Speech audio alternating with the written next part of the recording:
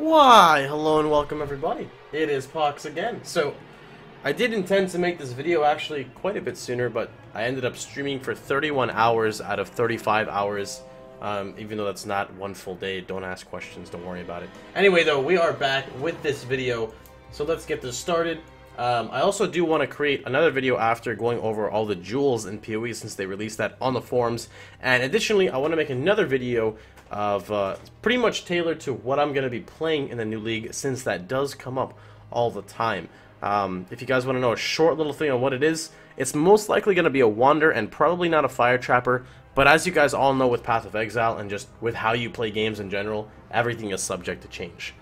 But on today's video, we're going to talk about the two new challenge leagues that are coming out, I believe on the 10th of July, which are the Warbands League and the Tempest League. For people who don't know, Path of Exile has been in a beta state for like the past month and a half to 2 months. I believe it's called the Awakening beta that we've been playing. The Awakening is finally getting released. Some of the things that include in the Awakening, if you guys haven't been following, are Lockstep, which is basically a mode that removes desync entirely, but you do feel the latency more, which is irrelevant because you felt it anyway, you just didn't notice it. Another mode that came out, or another thing that came out, is item filters, which basically allows you to just customize what items you see and what you don't, color, sound, vice versa. But you guys can find that stuff out on your own. So anyway, let's talk about it. So we've got two new challenge leagues. At the end, I will show the video. And if you guys want to find this, of course, it's on the Path of Exile website. So we've got Warbands, which is the Standard League, and Tempest, which is the Challenge League. So, Warbands League. Warbands is the upcoming Standard Challenge League. In the Warbands League, warring clans have spread throughout Rayclast. Those warbands are a tight-knit group of enemies who cooperate and use synergistic skills to take you down. At higher levels, elite and leader enemies are present, who direct their warband in combat and can take matters into their own hands, if the tide of battle turns against them. Each of the three warbands have exclusive unique items that only drop from them. The presence of the warbands in Rayclast fluctuates over time and responds to the Exile's efforts to hunt them. Exiles being us. That's the standard one. Here's the hardcore one. Tempest League. Tempest is the upcoming hardcore challenge league in which Rayclast is affected by magical tempests. These can, I don't like the word magical, but anyway, these can cause a variety of effects that influence both monster and players, such as changing their sizes, causing damage, and affecting drop or altering drop rates, or even automatically animating weapons that drop. With careful positioning, you can deny monsters from getting positive buffs or kite them into negative ones. When a tempest affects an area, it affects it for everyone in that league for an hour. You can look at the world map to see what tempest affects each area at the moment. Some of the rare tempests grant significant item find benefits, so are worth keeping a lookout for.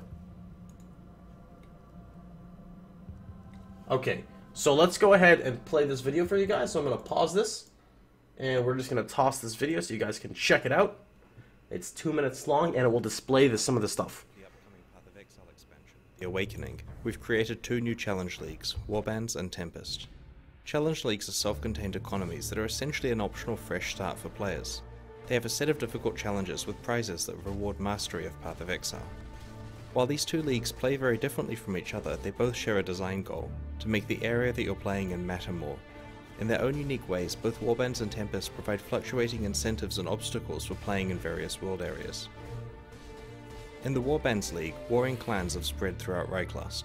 These warbands are tight-knit groups of enemies who cooperate and use synergistic skills to take you down. At higher levels, elite and leader enemies are present who direct their warband in combat and can take matters into their own hands if the tide of battle turns against them. Each of the three warbands has exclusive unique items that only drop from them. The presence of the warbands in Rayclast fluctuates over time and responds to the Exile's efforts to hunt them. In the Tempest League, Rayclast is affected by magical tempests. These can cause a variety of effects that influence both monsters and players, such as changing their sizes, causing damage, altering drop rates, or even automatically animating weapons that drop. With careful positioning, you can deny monsters from getting positive buffs or kite them into negative ones. When a tempest affects an area, it affects it for everyone in that league for an hour. You can look at the world map to see what tempests affect each area at the moment. Some of the rarer tempests grant significant item finding benefits, so are worth keeping a lookout for. There are a set of 8 challenges that span across both leagues and other new content introduced in The Awakening, such as Act 4 and the Duel system. As you complete challenges, a totem pole decoration in your hideout grows to permanently display your accomplishment. In addition, the first 50 players to complete all 8 challenges will receive an exclusive Warbands and Tempest t-shirt. These 2 challenge leagues launch alongside The Awakening on July 10th. We're greatly looking forward to playing them with you.